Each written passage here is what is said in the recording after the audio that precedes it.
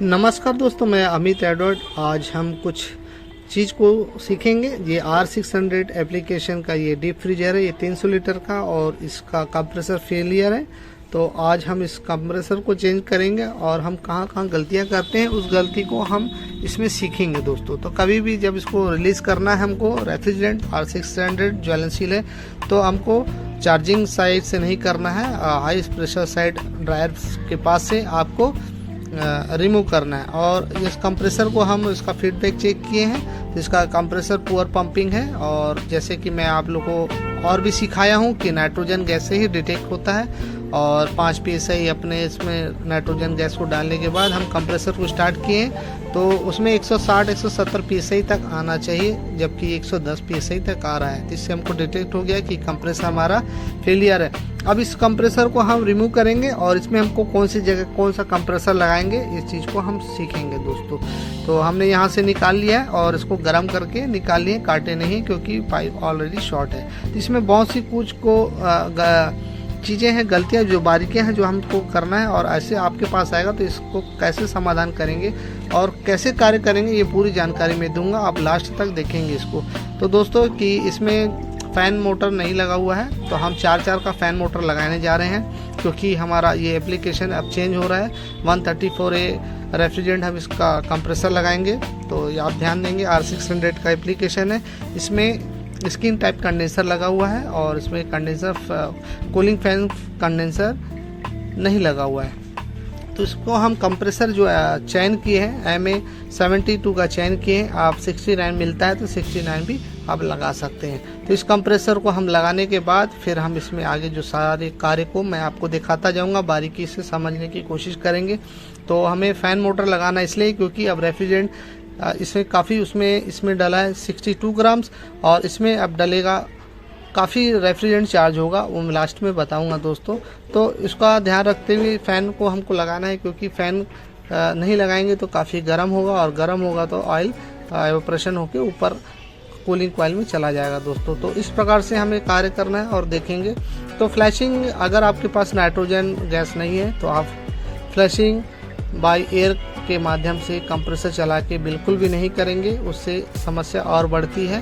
पहली गलतियां हम यहीं पर ही करते हैं जब भी हम कंप्रेसर को लाते हैं, और कंप्रेसर से ही हम करते हैं। तो दोस्तों ये चीज़ को ध्यान रखेंगे, ऐसा कार्य नहीं करेंगे, आपका कूलिंग सही प्राप्त बिल्कुल भी नहीं हो पाएगा। तो हमें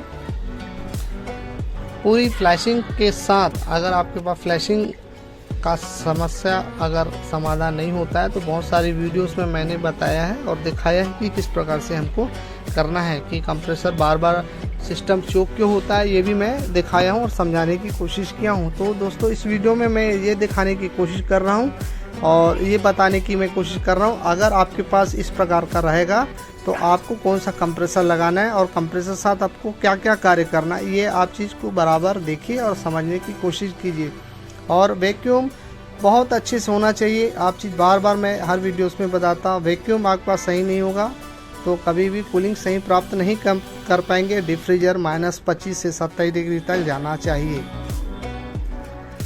तो दोस्तों इसमें R600 का एप्लीकेशन था, तो उसमें 62 ग्राम से इसमें रेफ्रिजरेंट चार्ज हुआ था, और इसमें हम 134A का कंप्रेसर MA72 का लगाए हैं।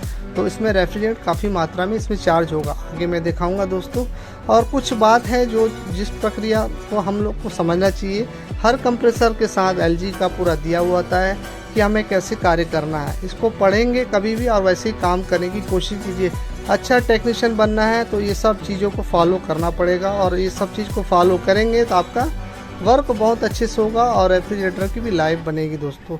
हाई साइड से वैक्यूम करना बहुत ज़रूरी है, मैं हर वीडियो में बताता हूँ। हाई साइड से वैक्यूम अगर नहीं करेंगे आप तो आपका कभी भी वैक्यूम प्रॉपर तरीके से नहीं हो पाएगा, ये पहली बात ध्यान देंगे। यहीं पर ही हम और एक गलतियाँ करते हैं, क्योंकि हमारा जो वैक्यूम कंडेंसर कॉइल है जो कैपिलरी के माध्यम से होता है, और कैपिलरी काफ़ी इसका महीन है दोस्तों। तो इस प्रकार से आप कभी भी वैक्यूम करेंगे तो आपका कंडेंसर कॉइल नहीं हो पाएगा वैक्यूम। और रेफ्रिजरेंट जब हम चार्ज करेंगे, रेफ्रिजरेंट सही मात्रा में अगर वेट करके भी करेंगे फिर भी हमारा कूलिंग 10-12 डिग्री से ऊपर बिल्कुल भी नहीं जाएगा, जबकि हमको 25 डिग्री कम से कम इसमें प्राप्त होना चाहिए दोस्तों। तो ये चीज़ को मैं इसलिए और बहुत सारी वीडियोस में मैं दिखाया भी हूँ।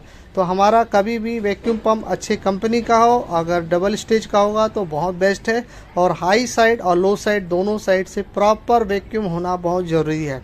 कभी भी रिले, पुराना रिले इस्तेमाल मत कीजिए, नया ही रिले और कैपेसिटर लगाइएगा जो एसेसरीज कंप्रेसर में मिलता है दोस्तों। और अब हम रेफ्रिजरेंट को चार्ज कर रहे हैं, और रेफ्रिजरेंट बाय वेट करके ही करना है और वेपर में करना है। बहुत सी वीडियोस में मैंने दिखाया है, और गलतियां हम जो करते हैं उस छोटी छोटी गलतियों को हम इग्नोर करते हैं, उस गलती के कारण हमको ये समस्या का समाधान होता है। इसमें रेफ्रिजरेंट ओनली 100 ग्राम है, इस कारण से मैंने इसे रख के चार्ज किया है।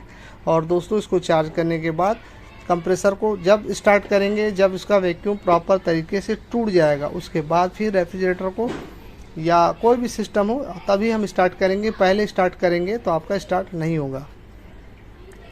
और कंप्रेसर स्टार्ट हो गया, फ़ैन भी स्टार्ट हो गया दोस्तों। फ़ैन कूलिंग को के लिए लगाया गया है, क्योंकि इसमें रेफ्रिजरेंट आप लोगों को बता रहा हूँ 290 ग्राम रेफ्रिजरेंट इसमें पूरा चार्ज होगा दोस्तों, तभी इसमें सही कूलिंग प्राप्त होगी। ये छोटी और इन्फॉर्मेशन जानकारी मैं इसलिए दिया हूँ, और इसलिए मैं ये वीडियोस को बार बार बताने की और समझाने की कोशिश करता हूँ, ताकि ये बहुत सारे सवाल मेरे पास जो आते हैं और वीडियोस को आप लोग पूरा देखते नहीं, इस कारण आप लोगों की जानकारी आधी ही रह जाती है। जितना देखेंगे उतनी ही जानकारी मिलेगी। पूरी जानकारी मिलने के लिए आपको पूरा वीडियो देखना जरूरी है, और जैसे मैं बताता हूँ उसी प्रकार से आप लोग भी उस प्रकार से कार्य करने की कोशिश कीजिए दोस्तों, और आपका काम बेहतर होता जाएगा। ये सच्चाई है, कोई मैं अलग और नई बात को बताने की कोशिश नहीं करता हूँ।